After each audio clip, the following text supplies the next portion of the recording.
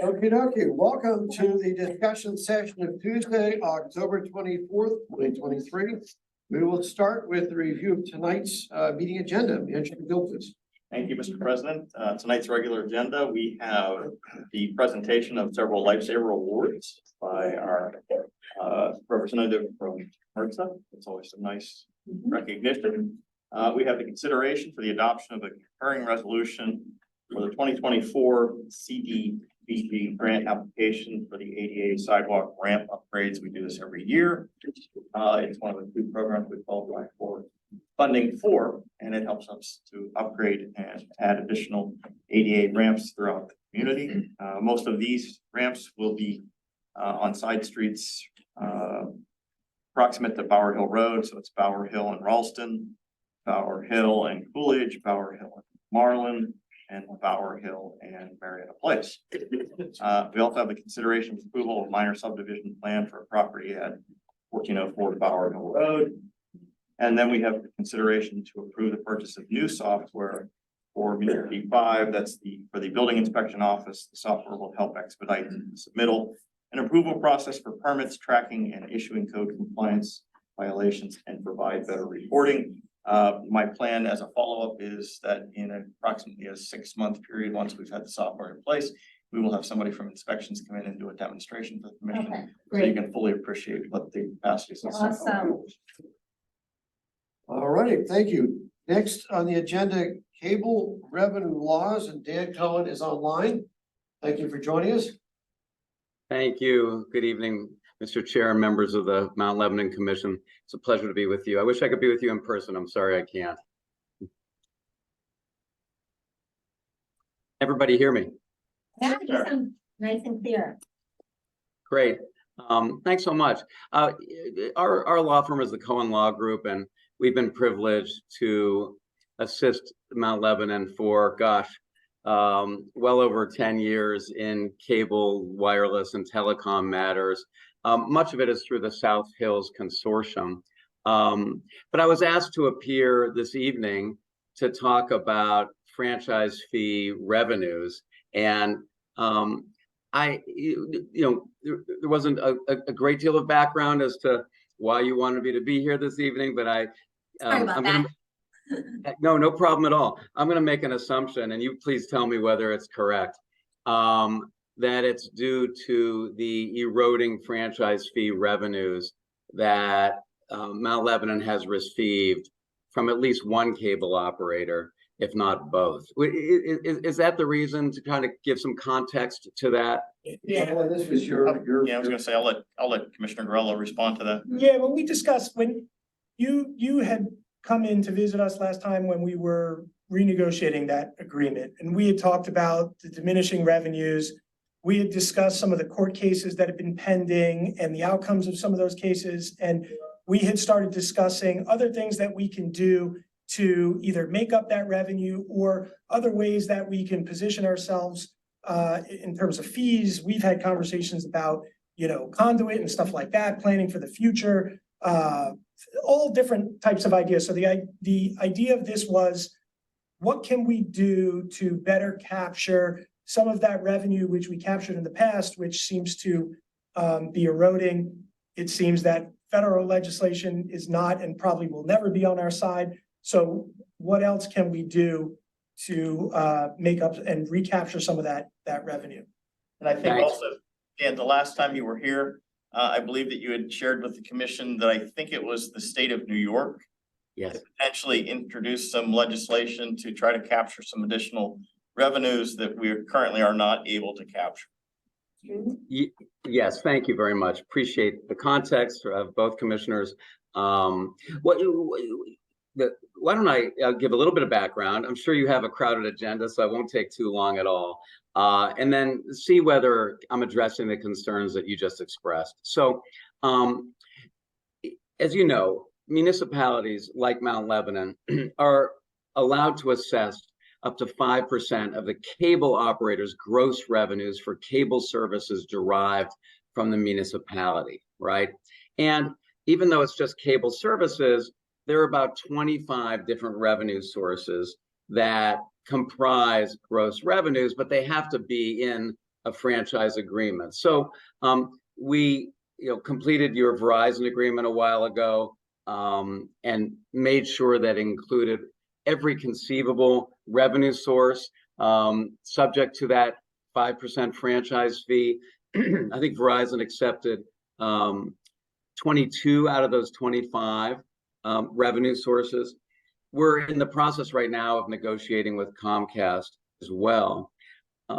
So you're getting the maximum revenue that you're able to get, but as you kind of alluded to before, and all of a sudden all I'm seeing is myself here. Oh, good. I'd much rather not just see myself. I'd rather see you. That there's a kind of an existential problem, and that is that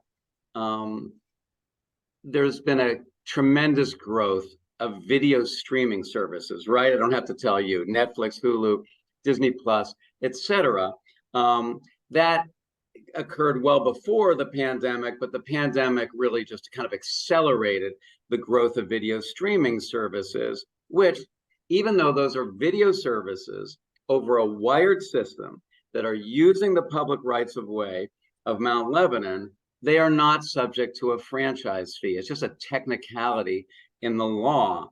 And the reason is that video streaming services are an internet-based service as opposed to a cable service, right?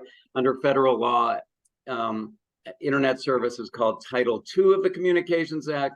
Cable services is Title VI of the Communications Act. Okay, so as not to bore you any further, let me just say this, that in 2002, the Federal Communications Commission held that internet service over the cable system, which at the time was known as cable modem service, is not a cable service subject to the franchise fee.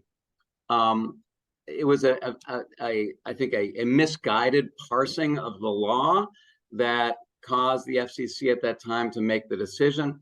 Lots of cities and municipal organizations appealed that decision. It went all the way up to the United States Supreme Court, and the Supreme Court, in a case called Brand X versus the FCC, upheld the FCC.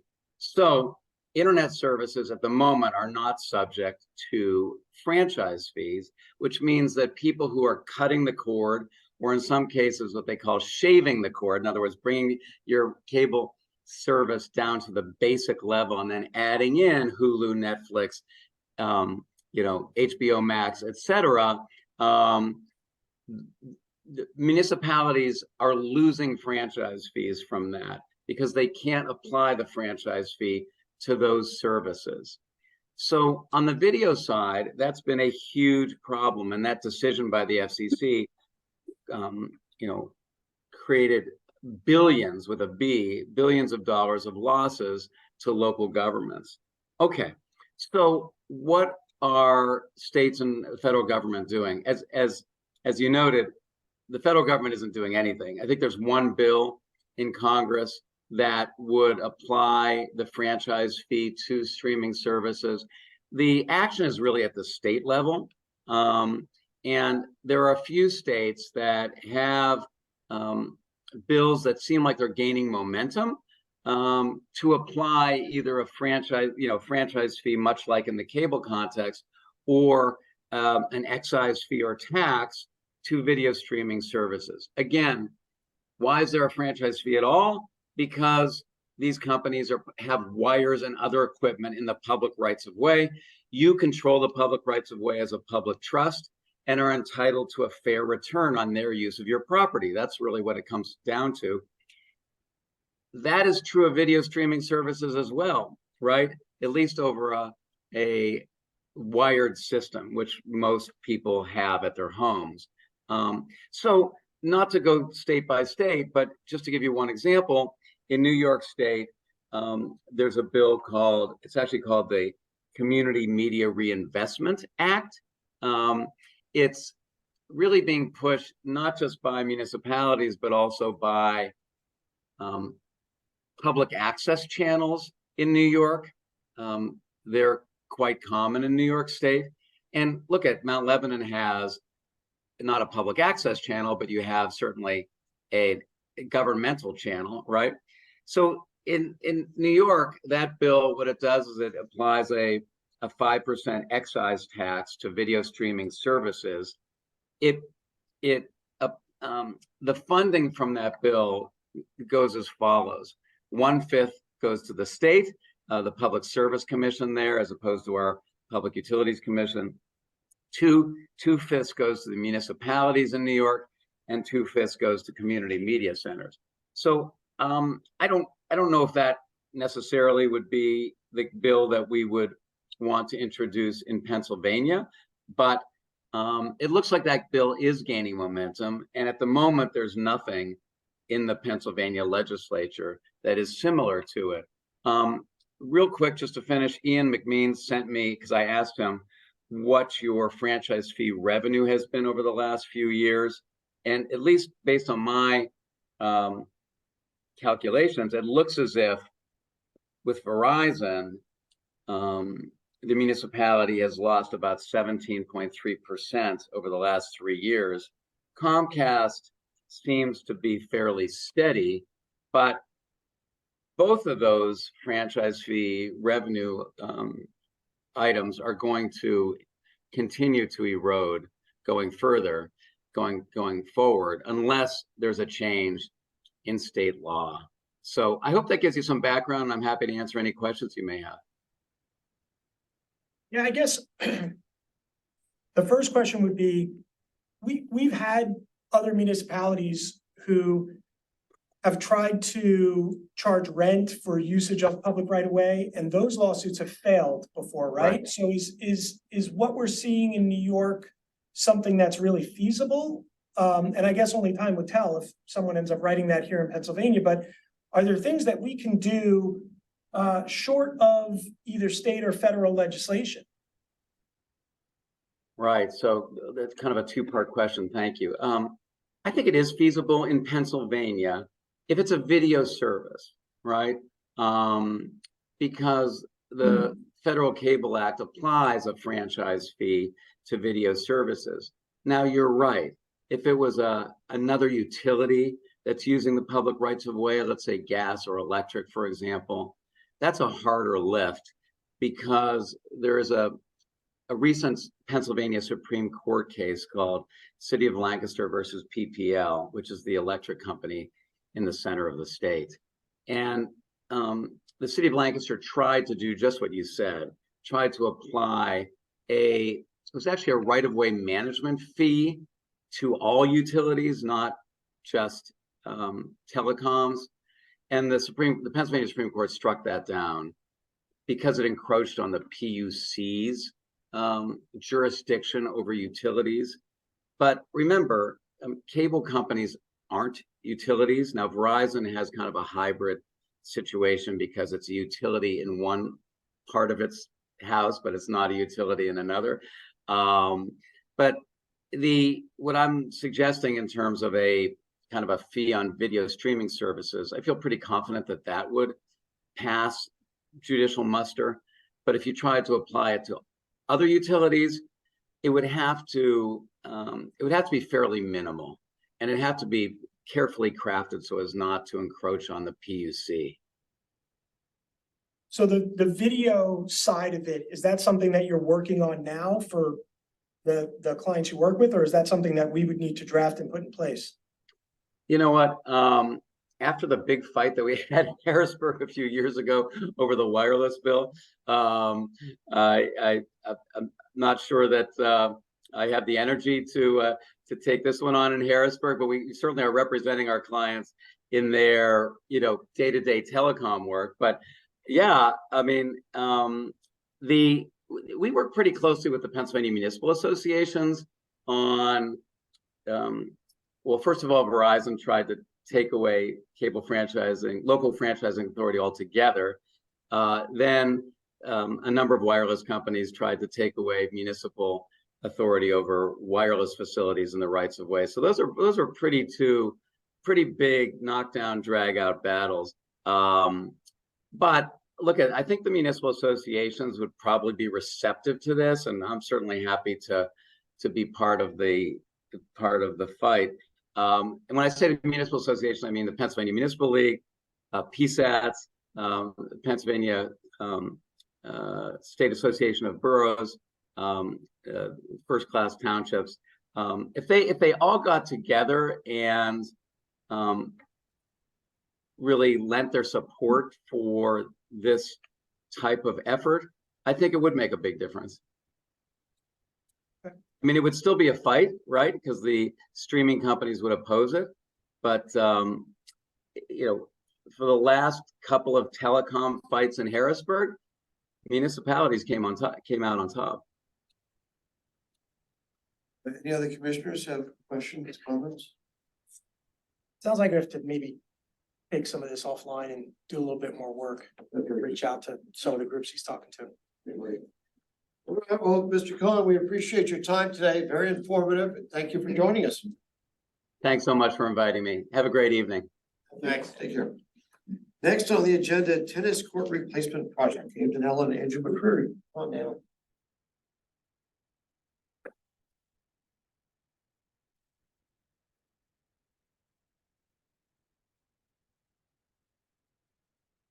Good evening, commissioners.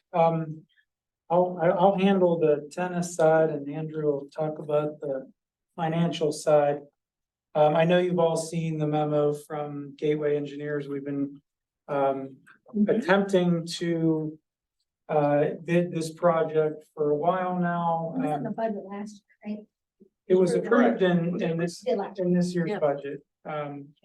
And, you know, Gateway has done a lot of work with some input from me as well on trying to secure a qualified contractor.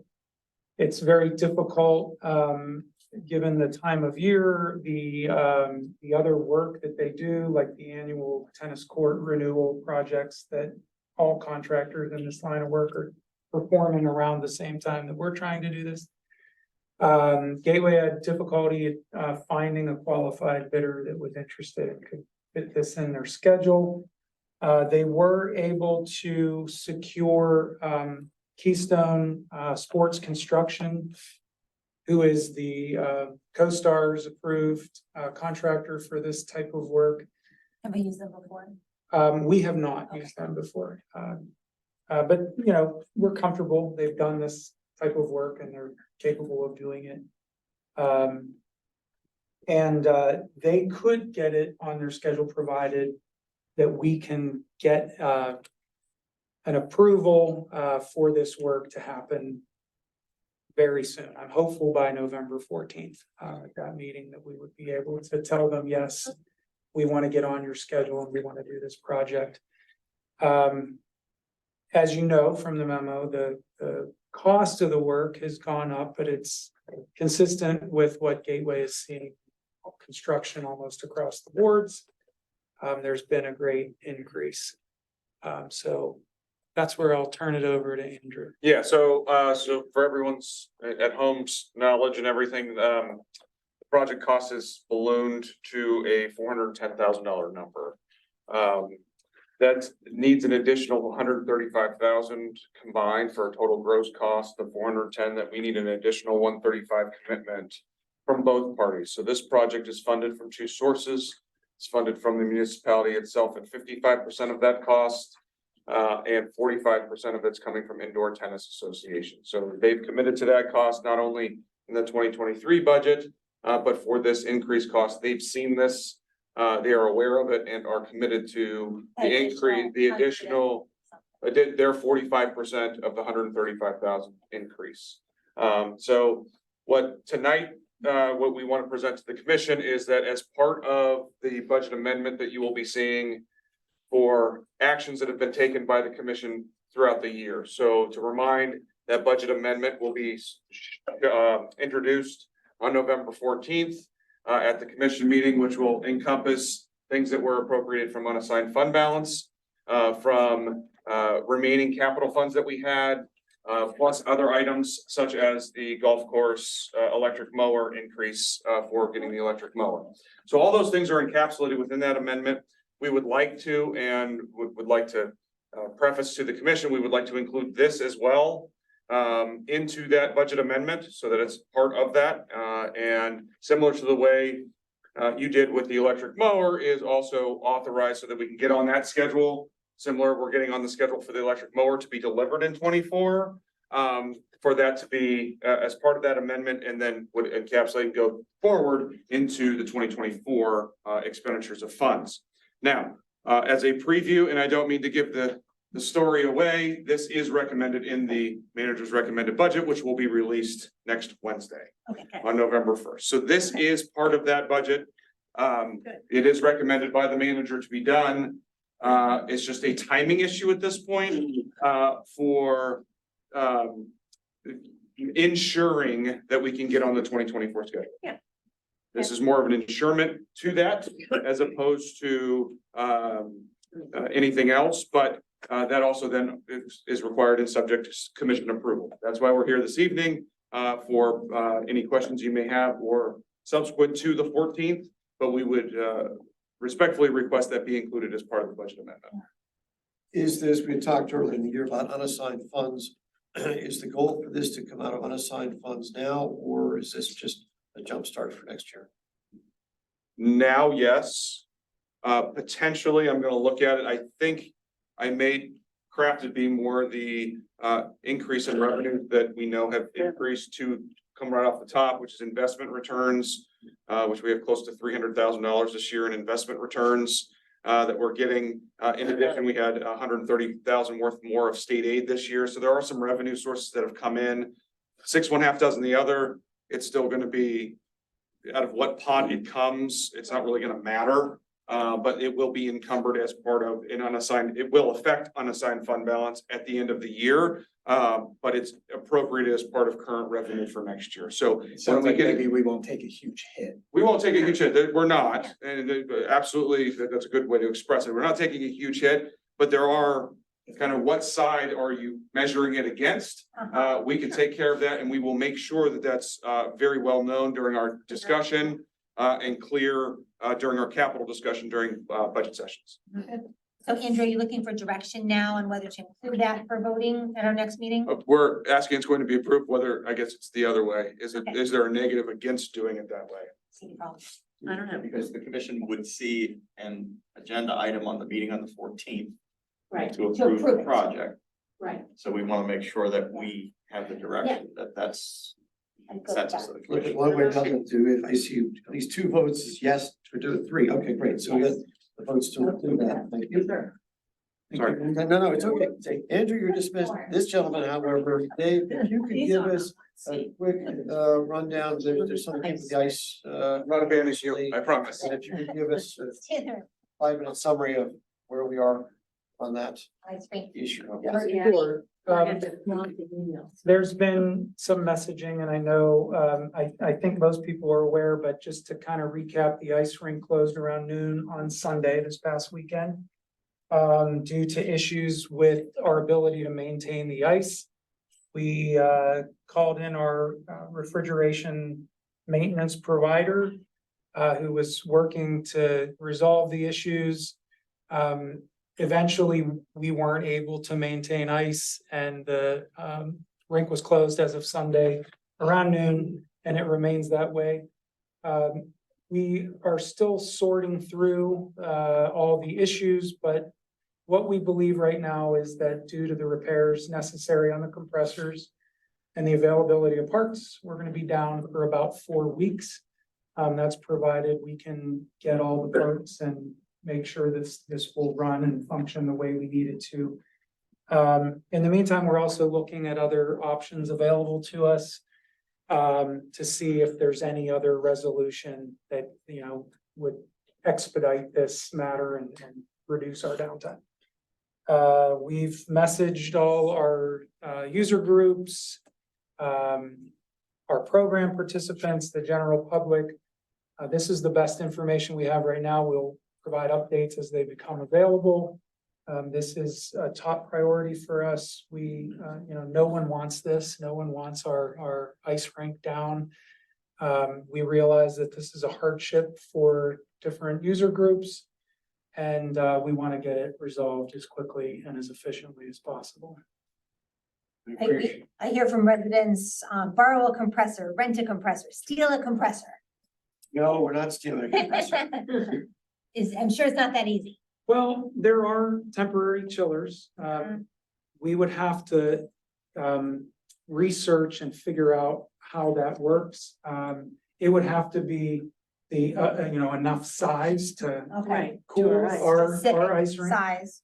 There would be custom connections, they have to connect the plumbing, the electrical to make that work.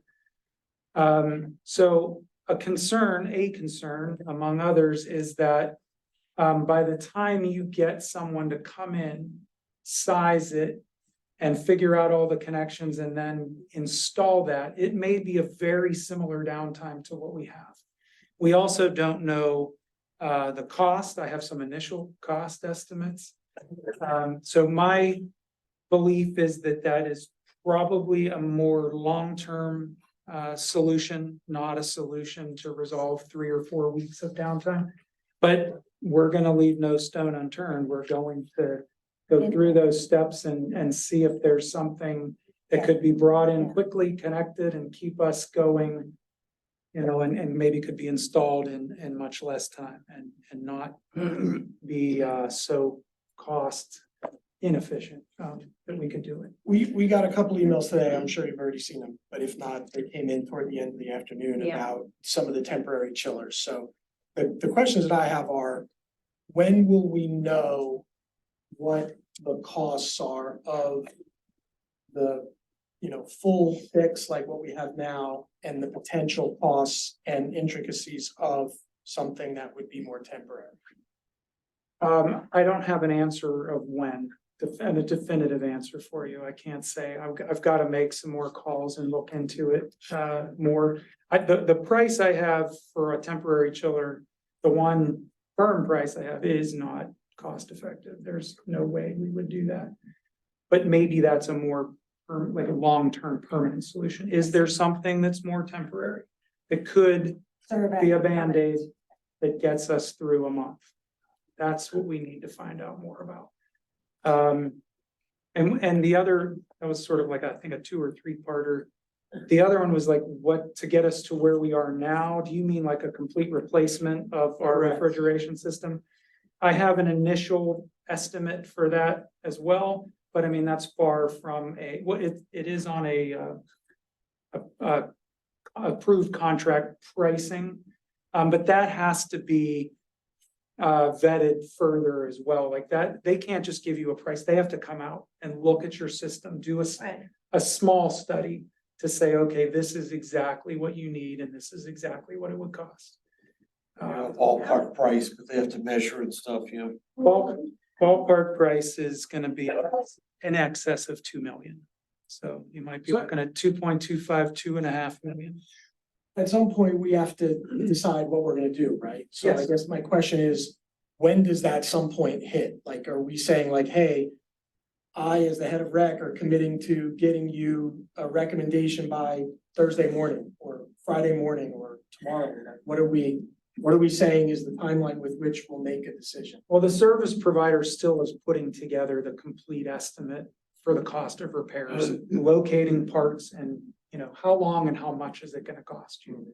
So we're at their mercy. I've been on them repeatedly that we need to get this done as soon as possible. And while they're doing this, they're simultaneously looking at why did this happen? Because I don't want to repair and, have the same thing repeat itself. Yeah. So they need to look at the why at the same time, but they know that this is,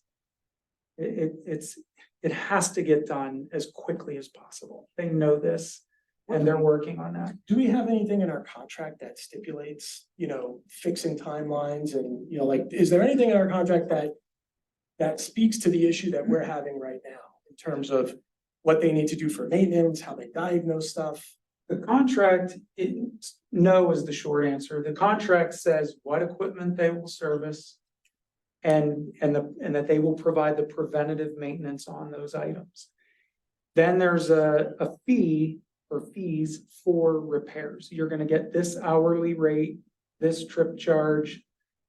That's how the contract reads. It does not get into repair work other than this is the hourly that you're gonna pay for that.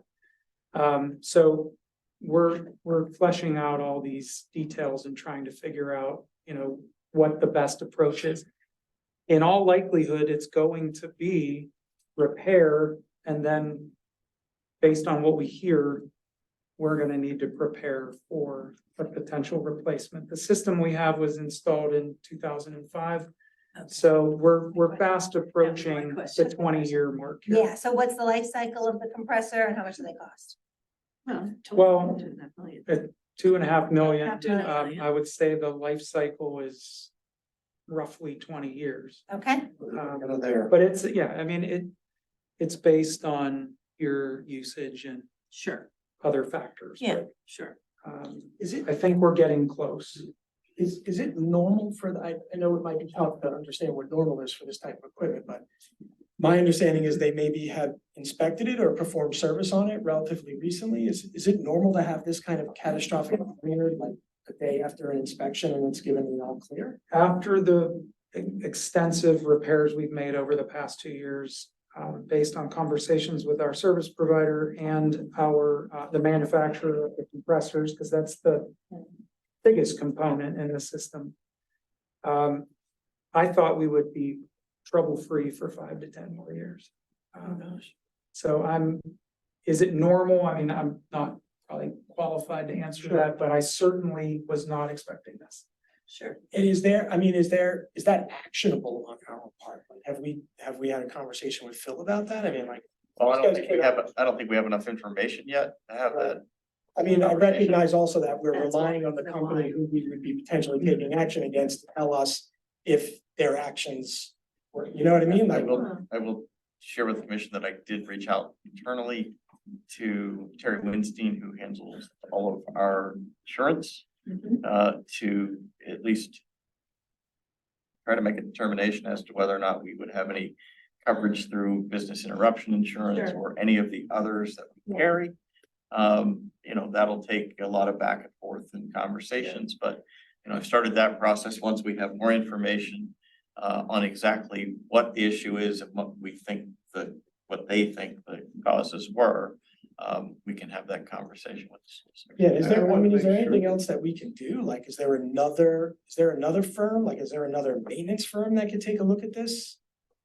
Well, we are gonna have those conversations, to see, you know, what other rinks are experiencing. You know, cause we're not the only R22 rink that was, you know, built around this time, and R22 is phased out, so there are a lot of rinks that are putting in new systems right now.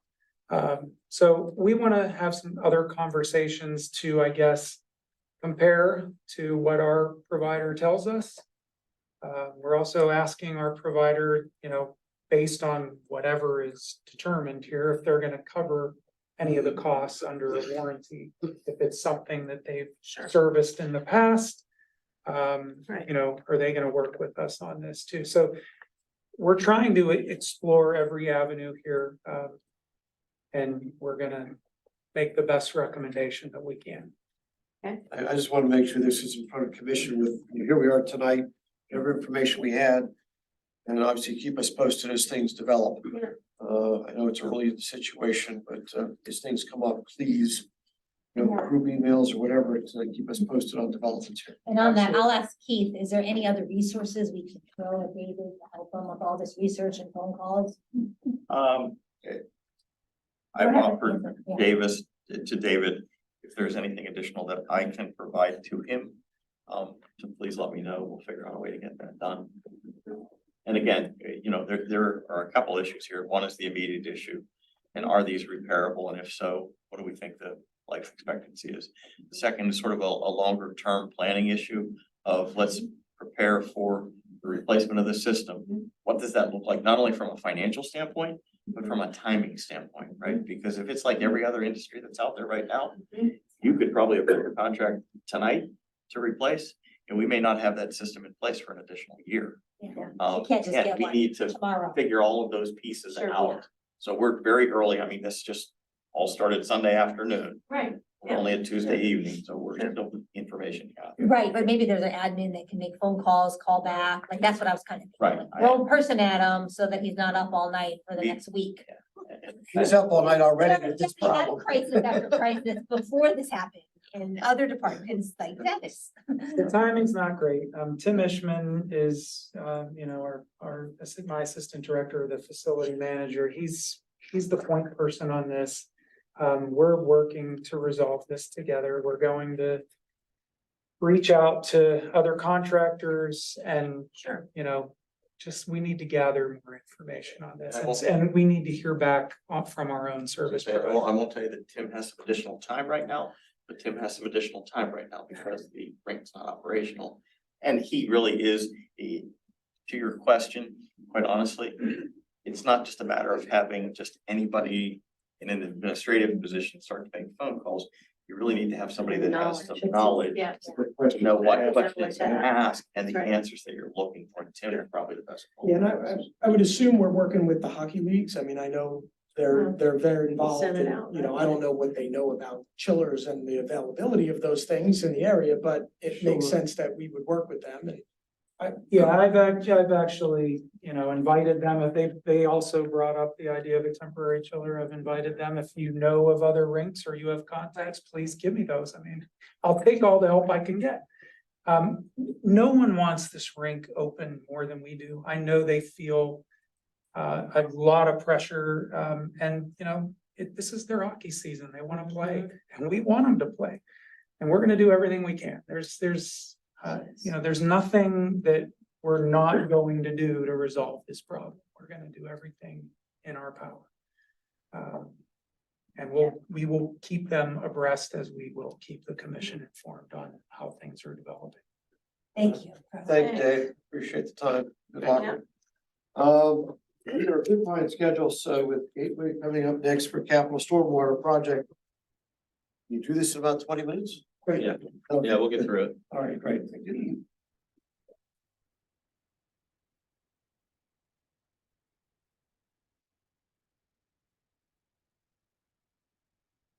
So thanks for having us here tonight. You all remember Josh Scanlon. He's our point person on a lot of projects here now. Josh took the initiative this year to do the capital stormwater report. We started this a number of years ago when we started the stormwater fund, trying to keep track of all the projects that we've done and all the projects that still are left to be done. He put together this capital stormwater report. And I think we basically have a summary of that we can run through with you. And this is like a once a year thing? you Yes. Provide us, that's what I thought. Okay. We started doing this when we put the fee in place, Yeah. Yeah. so that people could see where their Money goes. stormwater fee was going. I love it, Exactly. yeah. Okay, so hi, everybody. Thanks for having me tonight. My name is Josh. So we'll be reviewing the stormwater capital project, put this presentation together to summarize it. So the agenda will review, just a brief overview of the stormwater fund, an outline of the 2024 and beyond stormwater work plan. A recap of the work completed from fall of 2022 through now, and a look ahead at future projects. So the stormwater fund is used annually as follows, to complete operations, maintenance of the existing stormwater system, including labor and materials completed by Public Works. Complete capital projects, curb replacements, part of the annual road reconstruction program. Expanding and improving the existing storm system to address flooding issues, whether they be, issues that develop over time or related to ice spots, stuff like that. And then address water quality issues, and requirements of the NPDES permit for the storm sewer system. As part of the MS4 requirements. That also includes the design and installation of PRP projects. So since its inception, the fund has been used to create, to address numerous projects, totaling about 14,500,000. And we have that outlined in the report by the year, so you can go back and see how that's broken out. In fall of 2022, an ordinance was approved amending the stormwater fee to reflect future capital needs of the storm sewer system. So jumping into the next few slides, we'll just be outlining some of the work we've done over the past little over the past year. MacArthur Drive icing, this was a project where we installed storm sewers underneath the curb of the roadway, and you tie roof leaders into the storm sewer, and it takes away water that's getting on the roadway. We were able to tie 7 homes in there, so that's 7 less homes putting their water on the road they can ice over. Ashland Drive, this was a corrugated metal pipe replacement. It went from Ashland Drive through between 2 homes to the rear of the homes that outfalled to a water course. This one was a replacement of that corrugated metal pipe. And it started as a little sinkhole in the owner's driveway, and we were able to do some additional reconnaissance to understand that the rest of the pipe needed to be replaced to alleviate future issues. The 2023 road construction,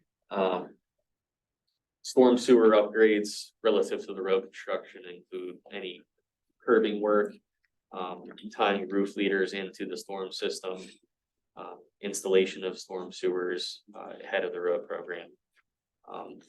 All of those items are looked at ahead of time to ensure that we're coordinated properly with the road reconstruction.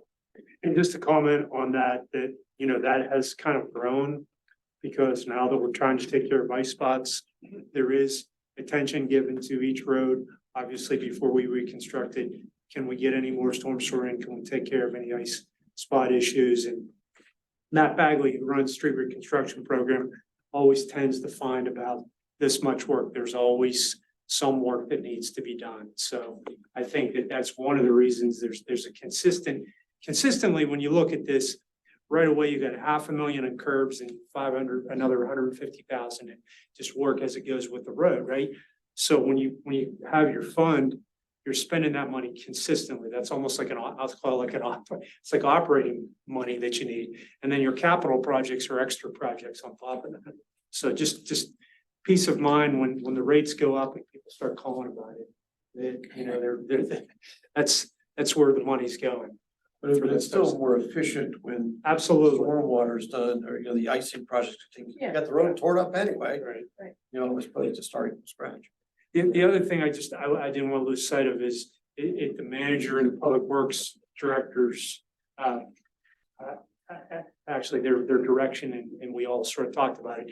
We started televising oddfall pipes. Yeah. Which are the pipes that go from the street down to the water course. Right. Let's call for that. We had the Lakemont issue. If you recall, we had the wall that fell over on Lakemont. So we've been proactively looking at that, and we've actually been finding more stuff than we'd like to, not to, you know, like things that weren't done right, that could, you know. So every time you think you're done with these types of, like, hey, is there gonna be more stormwater projects? They just keep coming. So I just throw that in. Sorry, Josh. No, that's okay. And we got a few of those examples later on in Yeah. this too, so. Okay. On this slide, I just list out the streets that we worked on this past year, and we did the curb and drainage improvements on those various streets.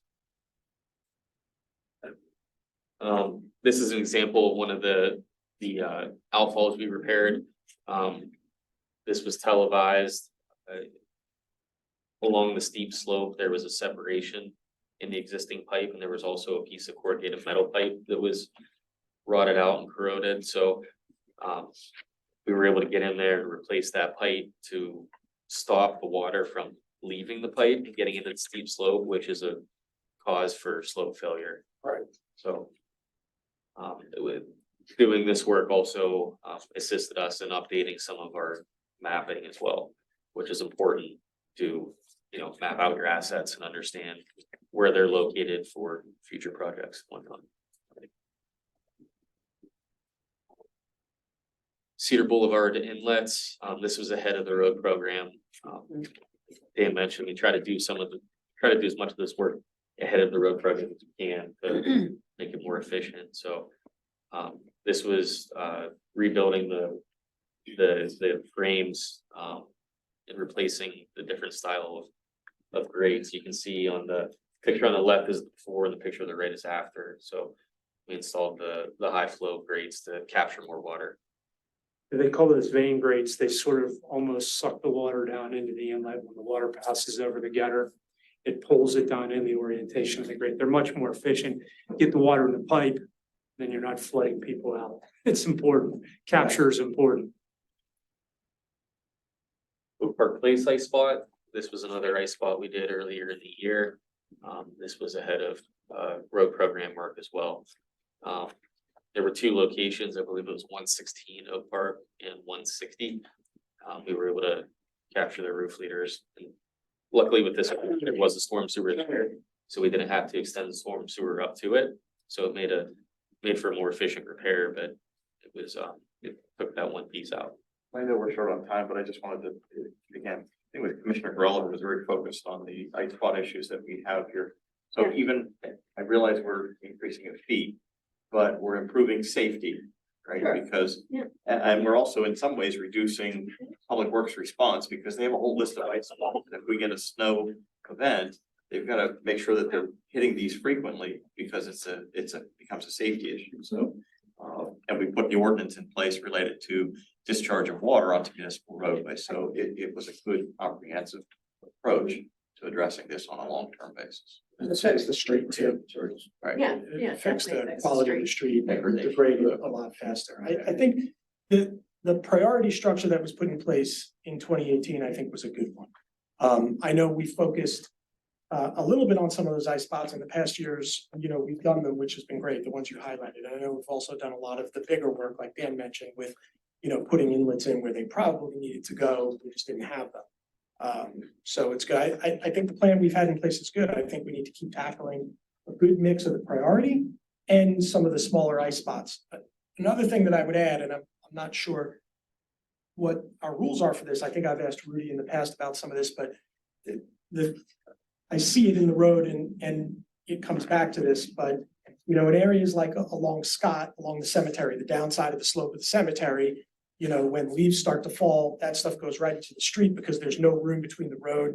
You know, I know we have other areas of the municipality that are very similar. There's not a lot of room between slopes and the road, so that stuff ends up in the road and it ends up falling into the curbs and then it clogs up the basins, and then we get more ice and more water pooling, which then degrades the roads and becomes slippery and safety. So, you know, I don't know what we do. I know in the past I've called Rudy and said, hey, can you touch base with the cemetery and have them clean up their stuff?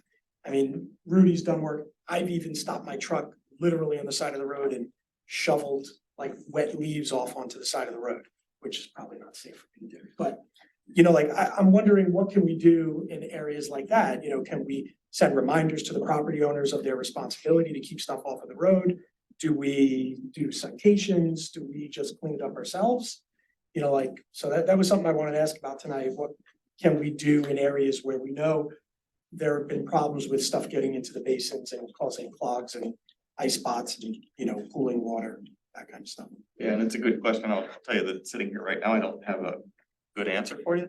But it's something that we can pursue and try to figure out if there's a way to determine. I'm sure that Eric, Rudy knows the areas where we have to pay extra attention to storm sewer inlet because of issues related to, you know, leaves and those type of things. So, They do come clean them.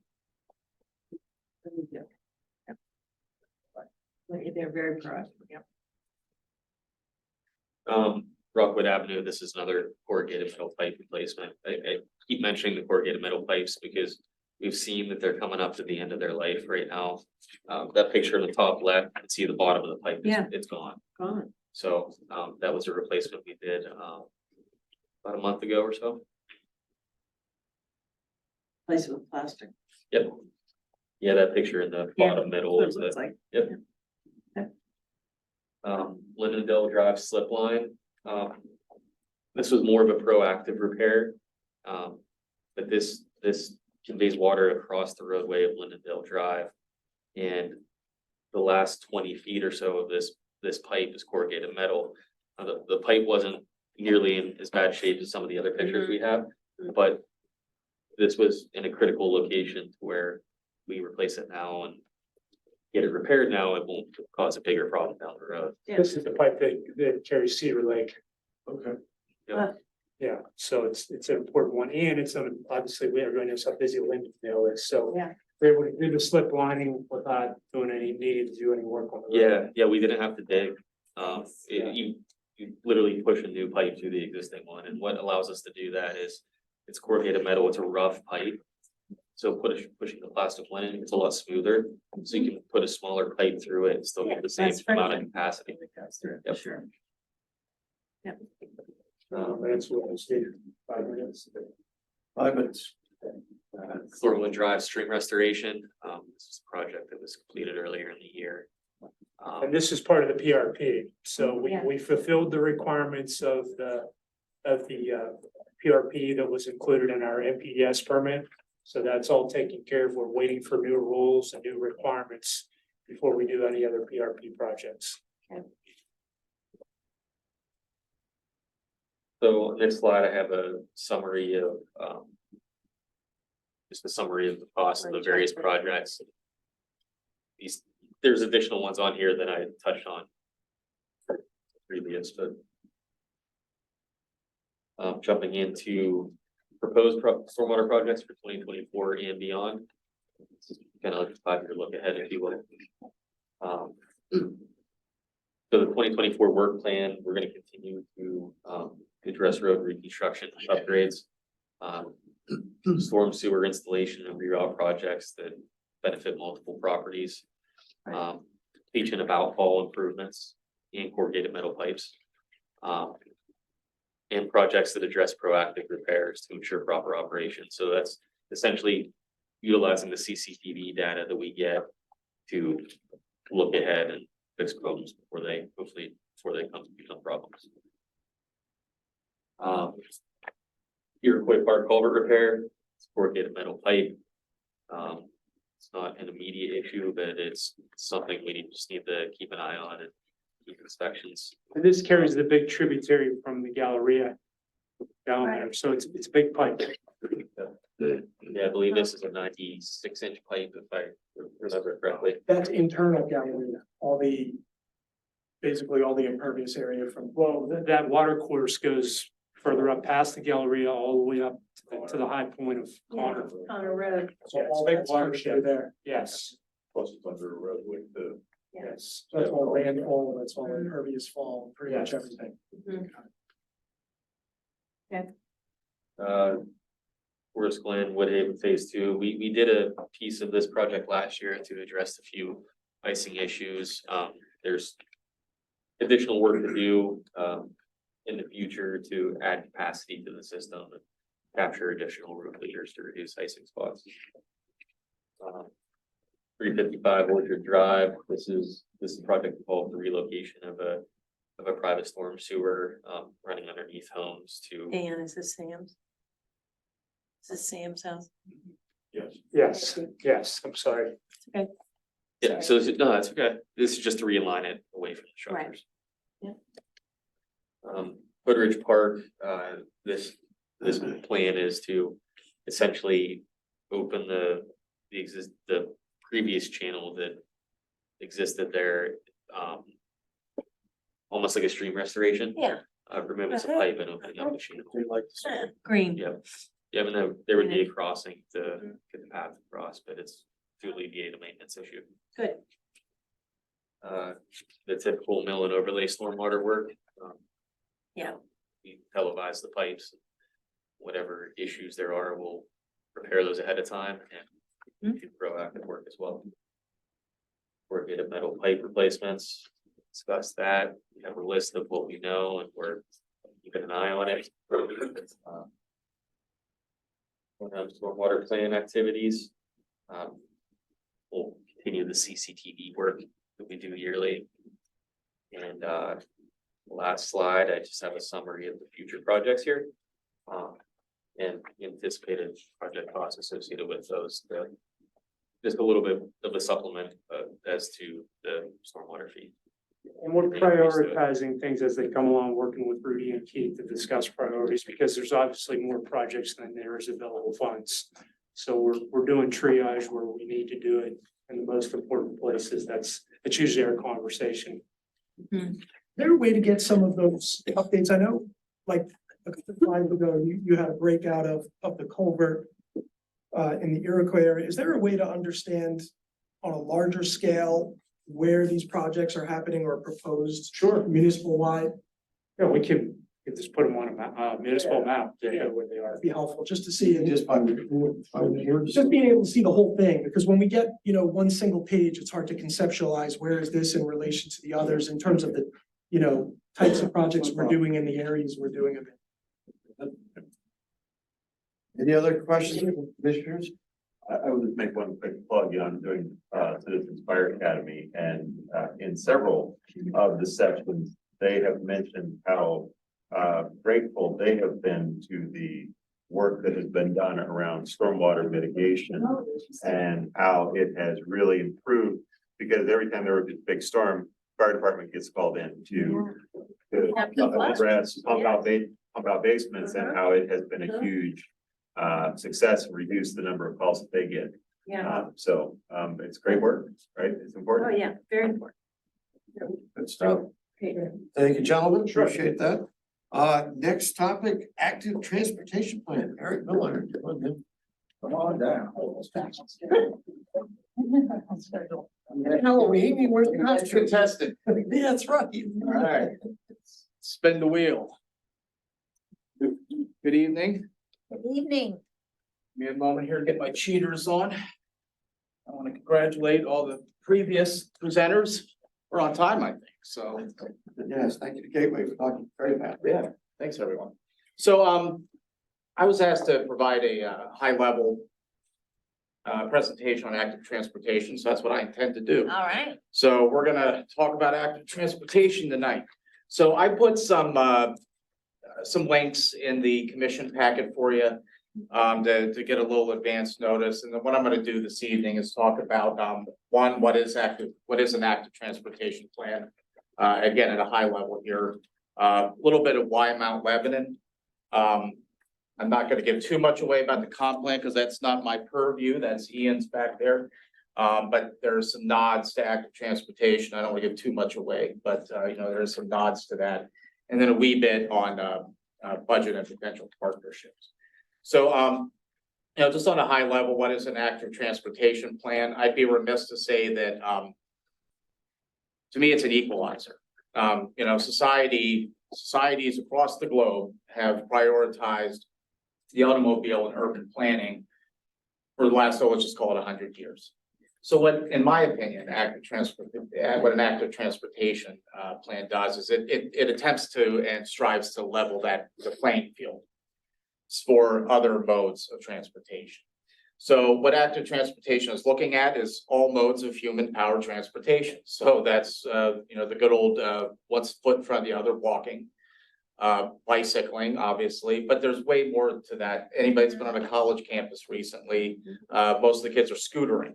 And if you've been downtown, so what maybe 5 or 10 years ago, a scooter, people rolled their eyes. Well, go to Penn State, go to Oakland.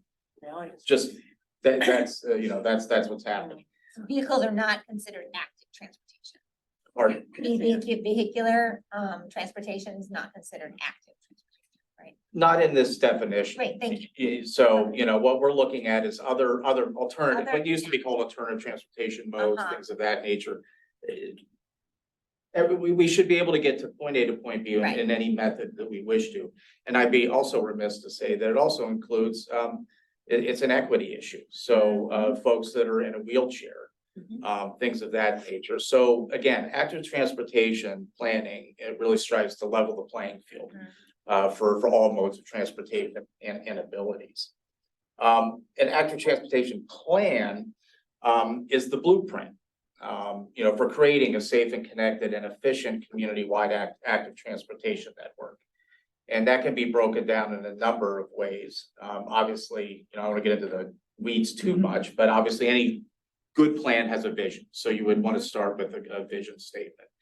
But it also will define policy, funding strategies, infrastructure projects, that's where the, pardon the pun, but the rubber hits the road on these things. Implementation priorities. And what I find important is performance measures. So how are we measuring the success of the plan 5-10 years after it's developed? So an example of that would be, how many bike share stations have we created? E-bikes are becoming more and more of an option for folks. Do we have charging stations? If so, how many? Where are they? Are they in the appropriate places? Those are just some examples. There's many, many more other performance measures. A great active transportation plan is community sourced. Oh. So this is not something where you're gonna get some cone-headed ivory tower type person to come in and say, these are the best practices, do it. Yeah, we want that, verify that guidance. But we want to hear from the community, what their active transportation priorities are. And then finally, it's a living document. So it's not the type of thing, it's like how, we deal with the comp plan is consecrated, but we're always looking at it, we're refining it, we're tweaking it as we go along, we adhere to the core tenets. But as technology changes and trends change, an active transportation plan ought to change with it. So why Mount Lebanon? Well, we're an active community. All you have to do is look out that window right now. I guarantee you there's gonna be about 5 or 6 joggers going by and then walkers and all this type of thing. So it's sort of in the DNA of our community. Mount Lebanon is developed in an organic and in a human scale, so we want to capitalize on that. The Economic Development Council, I have to say this, plug for my EDC, worked to develop the Complete Streets policy, thanks to the commission, was passed and is already bearing fruit, which I'll get to in a little bit. But we're already making steps down that path. It'll provide a roadmap to capital improvements to offer our residents well-planned and executed safety measures. And the community is already making those strides. Parton is an example of that, with responding to the residents who had concerns there. But how can we take that on a community-wide scale that's strategically planned and gives us that roadmap for appropriate capital improvements? And kindred to that, we're looking at a holistic transportation network. So how do we tie in safe streets, safe sidewalks, but leading to mass transit nodes, leading to commercial nodes, leading to schools, leading to parks, leading to all the amenities that make a community a community. And then finally, why Mount Lebanon? Well, the comp plan seems to be telling us so. So we're hearing that in the comp plan. So again, I don't want to delve too deep into the comp plan. Again, not my shop, but it's certainly important to anyone that calls Mount Lebanon home. And one of the things that's become very loud and clear through the comp planning process is people are concerned about safety. And they're interested in seeing the pedestrian and alternative transportation networks expanded and improved. So some of the things that we're gathering from this, and it might be giving us a little window into what an active transportation plan, if we should do one next year. Some of the things we might want to consider, these are coming from the comp plan. It's all transportation planning design must consider impacts on the Mount Lebanon network as a whole. We just discussed that. People want a complete sidewalk network. I know the commission has been hearing a lot about that from residents. So, we're hearing that through the comp plan, and an active transportation plan can go a long way in helping to define that. People want more traffic management, i.e. traffic calming. They're looking for safer streets. So we're hearing that. Parents, as always, want safe routes to school. And then people are supporting bicycle infrastructure, but not at the expense of other street users. So those are just some of the nuggets that we're seeing come out of the recent planning process that we've been doing with the comp plan. So in the 2024 budget, I did make a request for doing an active transportation plan in 2024. We don't like to rest on our laurels, so we have applied for a grant, $100,000 grant to US DOT Reconnecting Communities and Neighborhood Program. So my understanding is that grant has been submitted. There's quite a pot of money there. So, we're hopeful that, we'll be able to grab some of those dollars. Best guess when we'll hear on that grant. Not sure. I'm not sure. That's a good. There's not an echo in the room. I used your lifeline for that one. Yeah, I did. I had to pull a lifeline. I got. So if that wasn't that was the price is right. And what's a plane cost, you think? We're estimating from good sources that for Mount Lebanon, we're looking at $80,000. Okay, But there's more good news. Right. We're working and having great discussions with our good friends to the north of us, Stormont, who is also interested in earnestly pursuing this and are willing to bring resources to the table. And it makes good sense.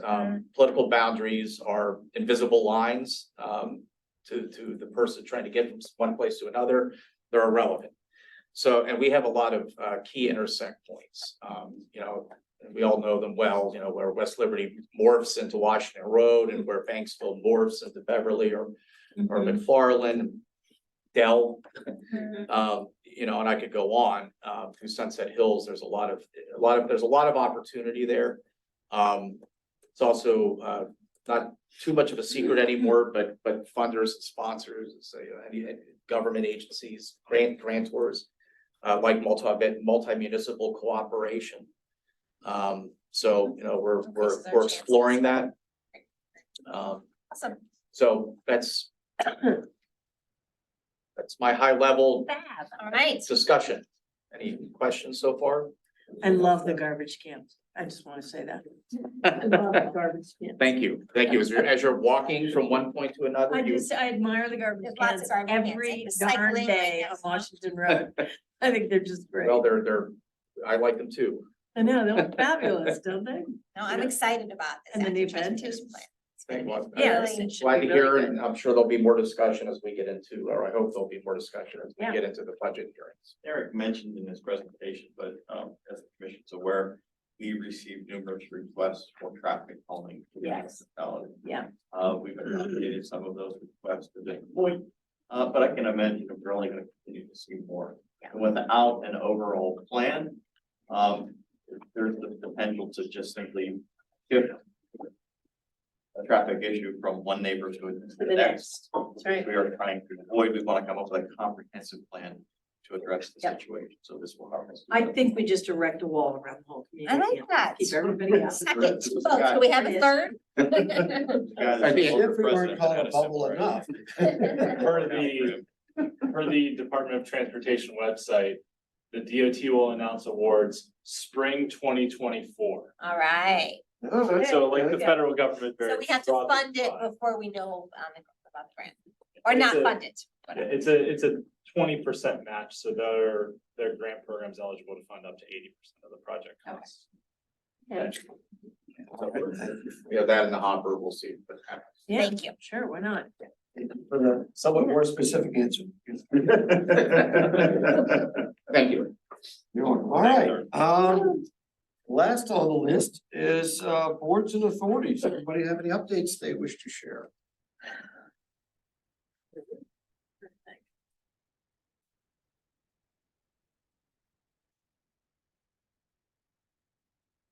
My notes.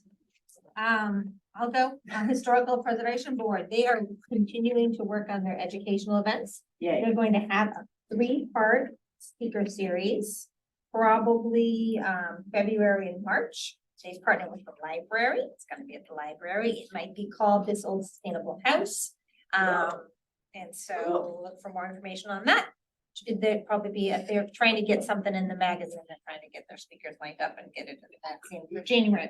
And then they're also hopefully going to have Teresa Duff as a speaker December 5th, I believe. But where is it going to? Because they're trying to do Historical Society, but that didn't work. I don't know.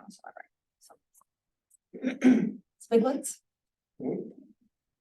I need dates, Laura. When does the Residence Academy start?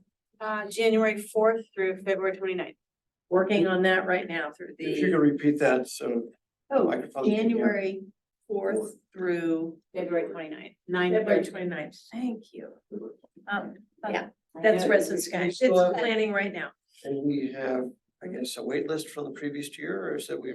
We did. We have 5 people on the wait list. 2 have decided to join us, so we will have in essence 28 spots open. Excellent. It's online now. People can apply now. The Environmental Sustainability Board was unable to meet due to quorum issues, but they have been doing a lot of work offline in subcommittees. They're working on a plastic reduction education type events. In the past, there was some talk about plastic bag bans. It looks like there might be an Allegheny County plastic bag ban coming, and they're not going that route right now. Instead, we're doing some research and talking about education type events. Our education. Commissioner Grill, anything from the school board? I attended the district's PTA meeting and to discuss the sidewalk recommendations. So hopefully we see an uptick in some of the petition signatures or some emails. I don't know if the other commissioners got emails. I got a few about some of that, so it's good. Also, the district is working on a new contract for energy, so moving toward renewable energy for district. So I don't have more details on who they went with or numbers or things like that, but they were looking to save some money by going to renewable energy. So that's pretty positive, I think. Following our lead, I like it. I understand there's a presentation of the violins of hope today. I go both at Jefferson and Belleville Middle Schools. I hope the presentations went well. I was just excited that they're coming in and the students could hear these instruments who witnessed the Holocaust. Yeah. I'm glad the school board did that, the school district did that. Commissioner Flynn, do you have anything to add? So with Connect, we are in the process of reviewing municipal fees for, membership. That is a process underway. We're continuing the process of dialogues about transitioning a 501c3 from a legacy organization that's no longer functioning into Connect. So Connect will be a standalone organization as opposed to housed under a separate entity. The regional solar RFP did come out, that went out. They had responses. There were multiple bidders. They went out to, I believe it was like over 13 municipalities plus Alcosan. They are all extremely impressed with the bid results that have come in. They are now going out to each municipality to discuss in detail the different bids that have come in, but even the PA Solar folks who coordinated the RFP process were exceptionally excited about the responses and the scale of opportunities just for municipalities here in the Pittsburgh region. So waiting to see how that all plays out, but very excited from a regional perspective in terms of just standing up and creating more efficiency from a energy production perspective for local governments. Bertha hopes to finalize the budget Budget tomorrow. tomorrow, in anticipation of the vote in November, so almost there. How's that looking? It looks pretty good, actually. It looks pretty positive. Yeah. It's, I mean, this is a nationwide problem, funding these ambulance services. We're lucky here that we have 6 communities and those 6 communities contribute to fund it because, there really isn't a great way to get it funded. The insurers absolutely do not pay what it costs us to send out a truck. If you get called and you have private insurance, you call an ambulance, we don't get anywhere close to what it costs us. And if you're uninsured, we almost never can collect. And it's not something, you can't pull up to somebody who's dying and say, I'm sorry, I haven't paid, you forget it, you're out of luck. It doesn't work that way. You have to take them and that kind of thing. So it's a tough problem. We're looking at other options, but I have to say that I think really working with our state legislators and forcing the hand of some of these insurance companies is the most, in my mind, what we really have to be focusing on. This is probably not the question or topic for now, and I'm sure you've already dove into it, but we don't have a favorable legislative, at the federal level, right? Because there's problems with Medicaid, Medicare, and collection, and the numbers that they charge. If you push that out far enough, what's the impact there, right? Like, do we get to a point where the Mertzes of the world are like, Mhm. can't do it anymore. They're So then it's already- it's not a they're question where already- it's like, hey, we can't help you, It's already because they don't exist. Yeah. Well, and that's where you look at one, the Medicare reimbursements are not where they should be. And two, there have been ambulance services that literally Going out of just gone business. out. Yeah. You know, municipalities or whoever can't afford, and they close. Does it wrap into public safety? And then is that Oh, something yeah. that? That's where we have- that's we where I have- see it a lot of other, well, maybe not in this region, but in other states where EMS is a part of other public safety organizations. Obviously, they're still pursuing that funding, but it is backstopped through kind of a diversification of other services that are being delivered. Medicare now reimburses us $300 per trip. And we are not allowed to go to the person who has picked up and asked for anything. It's 300. Costs us between 1,000 and 1,200 per trip to send an ambulance, when you factor in all of our costs. Yeah, and a key piece is especially ambulance services that try and do it on their own without Right. government funding Right, are failing. they are, yeah. They need the lifeline that we provide. You know, we're hopeful with this budget, at least to be level from last year's number to this year's number. And it's not a small number. But We've it's, seen, however, municipality review services that go on their own, they just can't, just the Right. reimbursements. Just aren't there. so, yeah, it's a continuing problem, but I think it's being well managed, getting a lot more information than we had in the past. I'm pleased with the financial information we are getting on a more consistent basis, I feel. So, And what's our average response time? so Oh, geez. If we get the numbers every month, and I have to think is seconds. I think that's what it gets measured in, yeah, not minutes, but it's seconds. below the national average. Yeah. That I remember. And as it happens, as a lead-in to tonight's commission meeting. There's a presentation, a lifesaver award.